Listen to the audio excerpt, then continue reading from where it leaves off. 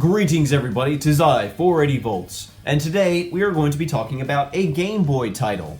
Last year, one of the games that I reviewed was the first game of the Metroid series, so it was the original Metroid on the NES.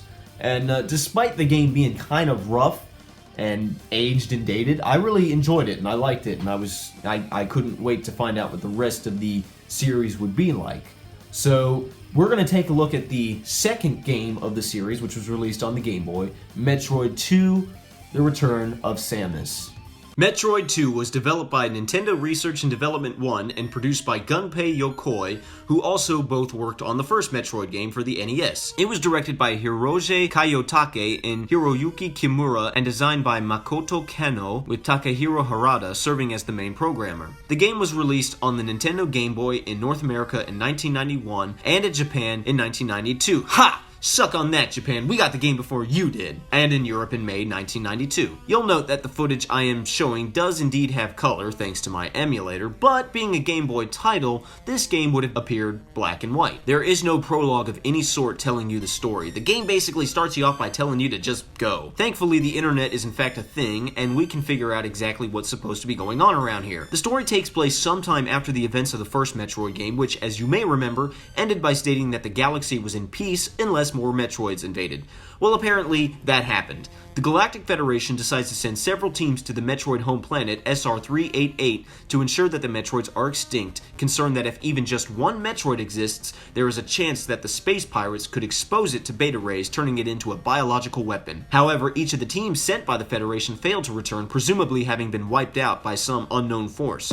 The Federation then once again sends Samus Aran to the planet to finish the investigation, because, just like last time, when the entire Federation can't get the job done, the logical thing to do is to send one bounty hunter. Boy, either Samus is a borderline superhero goddess able to do what everyone else can't, or the Galactic Federation on a whole just sucks.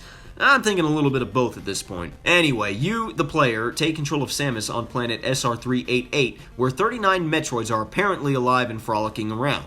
Your mission is to hunt down and destroy the Metroids one by one. These Metroids have apparently mutated from their basic incarnations from the first game, which, as you may remember, simply stalked you and attempted to latch onto you and drain your health. These guys don't do that, but instead attack you. There are 4 levels of Metroid mutation: Alpha, Gamma, Zeta, and Omega. When only one Metroid is left, the entrance to the final area is opened, and upon entering, 8 more Metroids are apparently added to the list. These Metroids are the basic non-mutated latch onto you and drain your health until you die lovable creatures from the first game. Once these 8 have been destroyed, you may proceed to the final boss, the Queen Metroid. Like the first Metroid title, this game does not end upon defeating the final boss. Samus must then escape from this area back to her ship. No visible timer is shown, so I'm unsure if you even have a time limit this time around. Either way, Samus will encounter one last Metroid along the way, an infant just now hatched. Aww, isn't it cute? A Gucci Gucci Goo! This Metroid attempts to imprint itself onto Samus, whom it perceives to be its mother, and Samus finds herself unable to commit to her mission of Metroid extermination and spares the creature in an act of compassion. Yeah, sure, that's totally not going to come back and bite us in the butt. What could possibly go wrong? Actually, the baby Metroid is useful here, as there are points in the passage where strange blue barriers are blocking your path, and the baby Metroid is the only thing that can dissolve them. So you'd actually be trapped down here otherwise. Anyway, once you make it safely back to Samus' ship, the game ends, showing you the staff roll credits, and if you manage to beat the game in under 3 hours, Samus removes her suit, revealing that, in case you didn't play the first game or just plumb forgot, she is in fact a very attractive looking young lady who apparently is dressed in nothing but a swimsuit underneath her bounty hunter power suit. The story isn't groundbreaking, but I actually do like how the Metroids play a much more important role, considering, the franchise is kinda named after them. The gameplay consists of Samus trekking through the planet of SR-388 and exterminating Metroids. The game starts you with a counter of 39 Metroids, and you just have to sort of whittle that number down one by one. Aside from that, it's very similar to how the first game handled, exploring the planet, which is laid out like a maze, collecting items and upgrades along the way. Most of your objectives are dead-end corridors, so you have to backtrack your way out. Definitely find some sort of internet map if you don't want to spend too much time wandering about.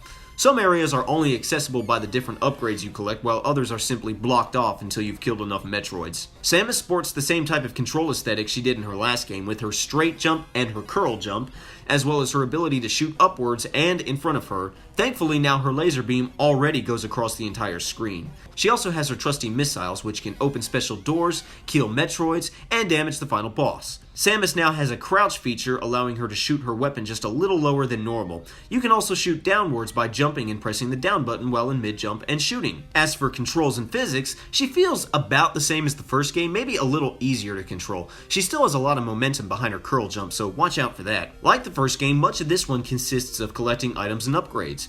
We've got the standard energy tanks, which work just like the hearts in Zelda, missile pods, which increase the amount of missiles you hold, and bombs, which you deploy while in the morph form. We've also got some suit upgrades as well, such as tougher defense, higher jumping, jumping while morphed, the spider ball, which allows you to scale walls while morphed, and the almighty screw attack, which is still just as awesome as it was in the first game. We've also got a variety of beam changes for Samus's gun, like the ice and wave beams returning from the first game, as well as the spazer and plasma beams. Just like the first game, Samus cannot hold multiple beams. Basically, as soon as you pick one up, it replaces the one you previously had. That being said, just make sure not to enter the final area without the ice beam, as it's the only way to keep the normal Metroids from latching onto you while you pump them full of missiles. Remember, you're actually required to kill them this time. Thankfully, the game provides an extra ice beam very close to the entrance of the final area. This game isn't terribly difficult, although some of the Metroids you have to kill can be pretty tough. Alpha Metroids are easy to deal with, Gamma Metroids are a bit harder, Zeta Metroids are downright nasty, and Omega Metroids are somewhat easy, albeit tedious, once you get the hang of them. The final boss is pretty challenging if you don't know how to use the morph ball into the mouth and bomb the intestines method.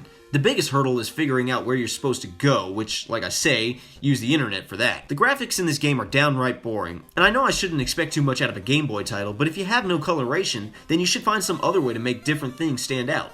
For example, in the first Metroid game, the upgraded suit changed Samus's color scheme. Since that's not an option here, the upgraded suit adds a pair of shoulder pads to Samus to differentiate between the two suits. That's good.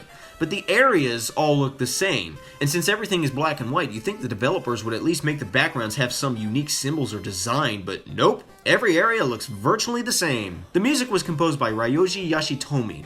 The music is also pretty bland. The main area theme is really nice, and the credits theme is good, but apart from that, you have maybe 2 or 3 more tracks, and they all sound pretty bland. Basically, there's just not enough music. All in all, this game was pretty enjoyable. I think I liked the first title a little bit better, but this was still a good sequel, and I had fun playing it. Well, that was Metroid II: The Return of Samus, everybody. Hope you enjoyed it. I did. Everybody says that Super Metroid is one of the greatest games on the Super Nintendo, so I'm really looking forward to that.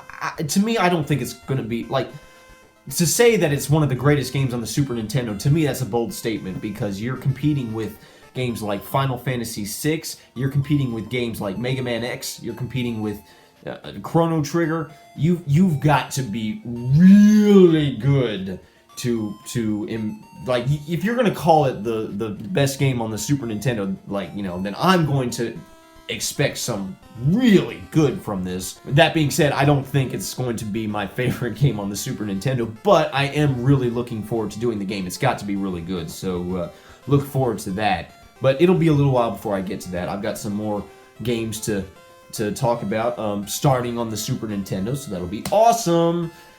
Anyway, I hope you liked this video. If you did, please like, share, comment, subscribe, do all the usual stuff, and I will see you in the next video. Peace out!